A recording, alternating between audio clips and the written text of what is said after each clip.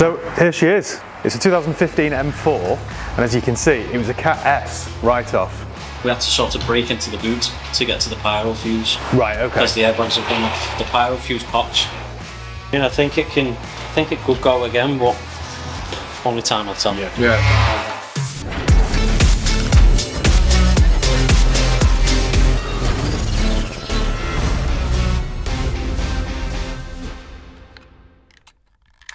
Before we get to where you found us on Match Channel, let's get you up to speed of how it all started. Just waiting on arrival of our first car. Should be here any minute. There she is. Oh, it is yellowy. Yeah. We've got dollies, you see, we can... Yeah, well, one more dollar. No. The lads found out, actually. I've given them a bit of stick, to be honest, because I feel like we paid too much for it. But it's one of those cars that everyone wants. It's grown on me. I think when we first bought it, I was like, oh my god, not only is it crashed and battered and everything else, but it's like a boy racer car. You know, they're revving it up outside and thinking, oh god, it's like not my kind of car at all, but it's definitely grown on me. Whoa, whoa, whoa, let me stop you right there. I don't want you to be misled into thinking Dan's a man of fine taste. The comment there he made about it being a bit of a boy racer car and not really being his thing isn't quite right. Let me tell you what Dan's first car was. When I first met Dan, he was driving a blue Ford Fiesta. I think it was a 2005. On the boot lid, he'd fitted those little letters that you can buy from Halfords, and he'd put his initials on the boot lid in bright chrome, DJK. I remember that, Dan. And also when you move around to the side of the car, over the wheel arches were some flame stickers like you'd see on a Hot Wheels car. So Dan, you've got absolutely no right to criticise this M4, because in truth, I think it's right up your street. The forklift dents in the door there in the quarter. We definitely weren't in the picture. She's had a crunch. Snack clean off, innit? Right, okay.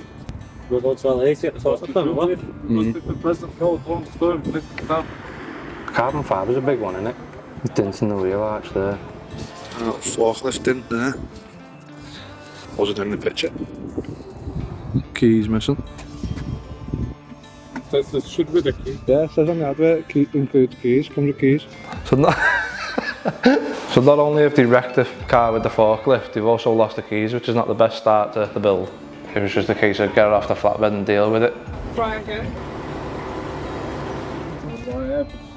Here's the keys. No. No. No, it doesn't say no. It says, But no. Let people know. It says in the advert, yes.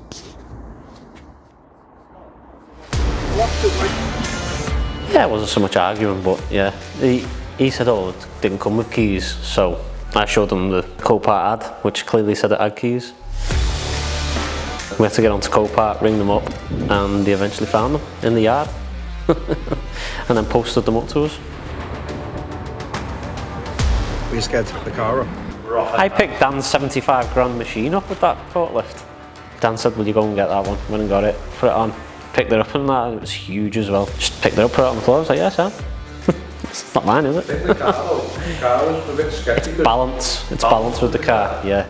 And it was slightly off balance, like more weight to the back, and that's why he grabs hold of the wheel, just to balance it out a bit. It literally took my weight really to even it out there. Yeah. What's that, about 300k? It looks battered, doesn't it? But I suppose this is the... There's more damage than we thought. Oh, see them two marks on the side there? Yeah. They're forklift marks then. And when they picked it up and put it on this, we drove straight into it. Because on the pictures there's no damage in the quarter of the door.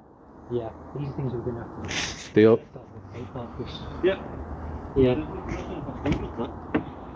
You said just make sure it hasn't fell anyway. I think how it came about is they basically spoke to me about, we've got quite a decent sized premises here, and they wanted to convert the workshop really and start doing a few cars. And then the more I got chatting to them and the more I kind of got involved with kind of Copart and looking through cars and listening to some of their ideas, the more I wanted to be involved with it really. With my kind of business side, with what Matt does, you know, with YouTube and the cars and his knowledge, with the lad's skill set, everything kind of slots it together really and pieced together quite nicely. I'm just very... yeah, thank you. Thank you. Yes. Found a cheeky little dent puller. So the interior's not that bad really, just the airbags and the dash. Just something. Yeah, but that or the jump pack. Crap.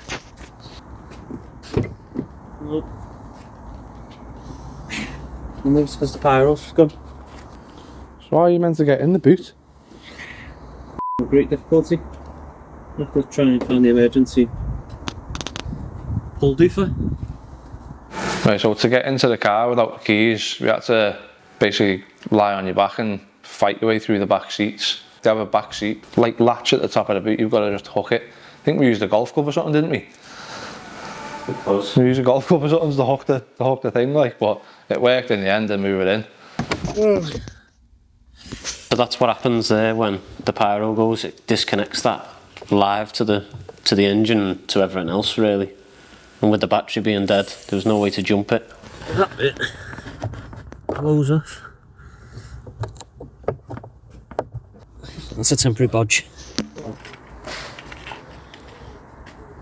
Yeah, what do we do? We're trying to start it.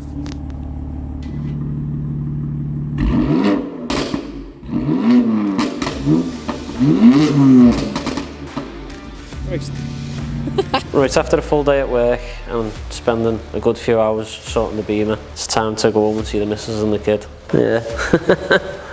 The whippersnapper. So before we carry on with today's video, I'd like to say a big thank you to today's sponsor, Car Vertical. If you don't want to buy a wreck like we have here, you definitely need to do a car vertical check on any car or bike you're thinking about buying. If you don't do a check, you've got no idea of what the history of the vehicle is. Or what it could be hiding. Luckily with Car Vertical, it's really easy to do. Head over to carvertical.com and enter the vehicle's reg or the VIN and hit check vehicle. With each history check, Car Vertical gathers information from over 1,000 global data sources and makes it really easy to understand everything. No matter where you are in the world, you can do one of these checks on any car or motorbike. On top of that, if you use our promo code TR, you'll get 10% off each and every Car Vertical check that you do. Just click the link in the description below. Let's do a quick check on our BMW M4. This will show us any hidden damage reports, although it's pretty obvious it's damaged, but it'll also show if it's had mileage rollback, common faults of each model. Tell us if it's ever been stolen, and just give us a full picture of the vehicle's history.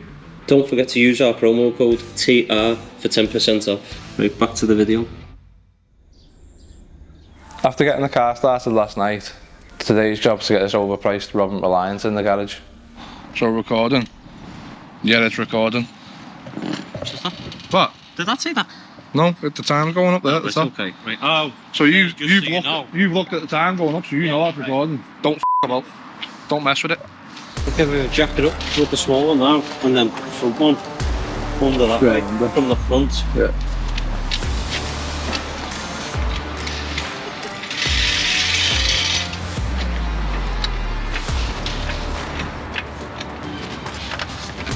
Steal that.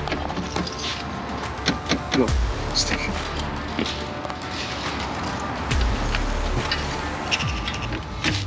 Good bolt. Oh yeah.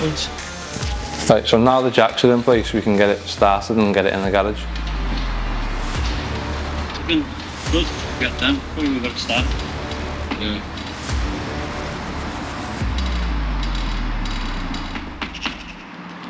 Ah, is the battery dead? Busted that. The good thing about it was the pyro fuse was still attached then, so we could just jump it. Yeah. You know what I mean? Yeah. Which saved a lot of hassle. Imagine having to get in that boot again. Right. Friggin' nightmare. Oh, there you go.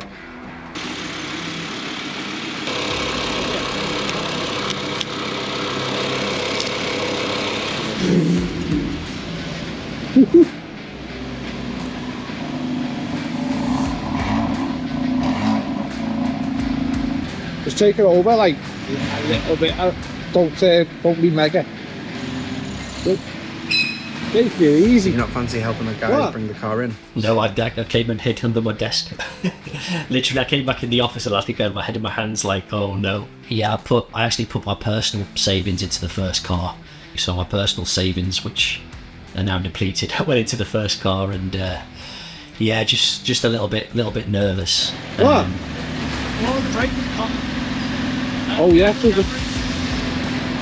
it terrifies me so much more than the lads, because I've got no idea at all. I've got absolutely no idea. I think the last time my missus borrowed my car, she actually topped up my tyres and washed and sorted more out on the car than I normally do. He now drives what was a very nice Range Rover Velar, which was black with a black pack and it looked really nice. But once again, he's ruined it. The first time we met up after he'd wrapped it, I thought he'd stolen Colleen Rooney's car. It does look like a WAG's car, the WAG of a championship club player car. Go on, take it easy then. Whoa. I'm going to keep hold of that, defo. To be honest, we're trying to get it in there on stones, but not smooth with jacks is quite hard. And then the curb, it's literally about a 10 or 15 mil step and the jack just gets jammed on it, so more messing about with that.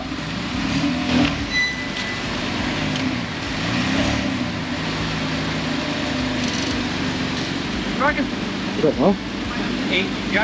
Well, driving it with 3 wheels was a bit of an issue, and getting it aimed as well, because it didn't like to steer. For some reason, with 1 wheel it wouldn't steer. That's why we're having to aim the jacks. It's going to be hard to get that wheel up there. Right. If it'll roll back on that. Go on.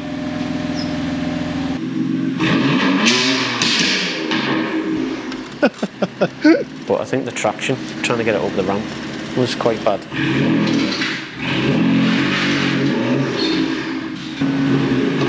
You'd think it'd be easy getting a 3-wheel car into a garage, but it took us more than half a day. The dolly collapsed and ruined the floor, and it was just a nightmare. Well, stop there. Right, we're going to have to do a bit of a paint job on the floor there now, but... That was a bit of an issue as well. It's only about 10 mil lip, but obviously the jack wouldn't drive up it. So then we had to get a jack outside, get to the step, get a jack inside, get it past the step, get the jack back on. I mean, it was a nightmare. And then the traction, like you say, where we've got to push it across because it was too far over towards the wall and stuff. It was fun, to say the least. You do it then.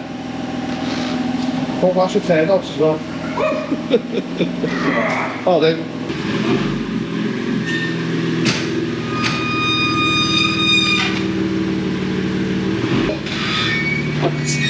Go on. Go ahead.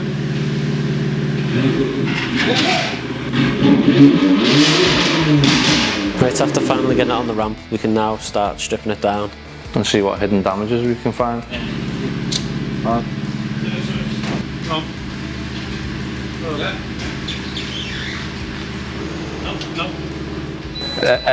Everything in one go just made it hard work, like. Made it a bad day. Yeah, but good at the same time. Nothing you can't get around, is there? No, just takes a bit more about. I didn't think it'd take that long to try and get it on the ramp, to be honest. It was a good half a day. Yeah, it was a good 3 or 4 hours, like. Yeah. Literally, it's like half. Right, so after stripping the suspension off last night, today's task is get the lock and wheel nuts off and trying to tackle the dash. So, lock and nut coming out. Yeah, for some reason we can't find the lock and nut. We've searched the car, but can't find it.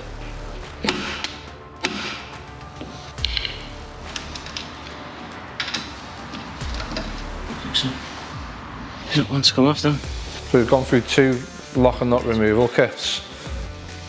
I'm sure it'll go. I had to go and borrow another off another mate, and that one did work. Tell you what, this'll work. This'll work.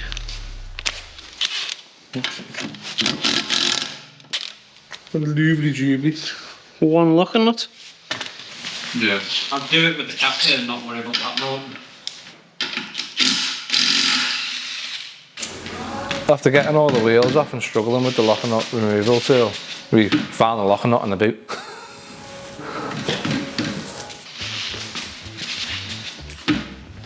We must have been there an hour and a half, innit? We need it. So we took that wheel off just to compare sides and noticed there's a slice in the only good tyre on the car. To the gods. Stupid, isn't it? Yeah, it is. All 8 millies that half, and then you have 1, 2, 3 caps that pop out, and 2 10mm plastic, 3 10mm plastic nuts on that half. jumping. Must be. Oh, that's broke. Found a broke bit.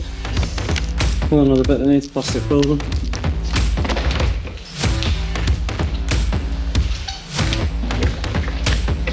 These bolts here, these were a nightmare. These were rusted in, weren't they? Good old them headlight bolts at the back. They were just spinning. We're going to try and keep this bumper as nice as we can because we're going to try and reuse it.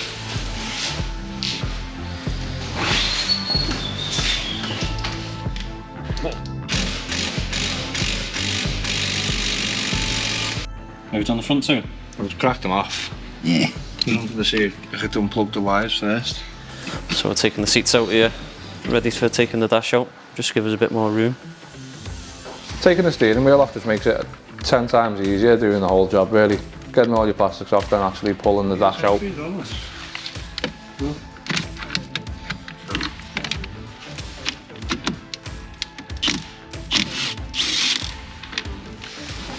Take the airbag out. That's just a clip to get the airbag out. Right over there a bit. We've got to move them in. Look from holes under here. So the steering wheel's got to come off just to get the dash out, otherwise it won't lift over. Fiddly but doable. See the clip? I can't find this one. Oh, there you go. Right, let's tape that in that position. Don't want that to move. And then someone goes, wee!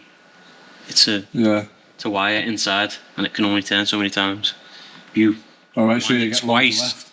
You wind it twice that way, and then when you come to drive you'll do a full lock and it'll just rip the wires. Oh, see. That's the outside stays still, inside moves. So if we just tape that onto there, we know the steering wheel is straight. The wheel's straight. It was dead on. No wheels on. Yeah. Well, the hook's straight then. Yeah. Here's some masking tape. I'll just tape it. Yeah. Don't move that. Spin it. Whack!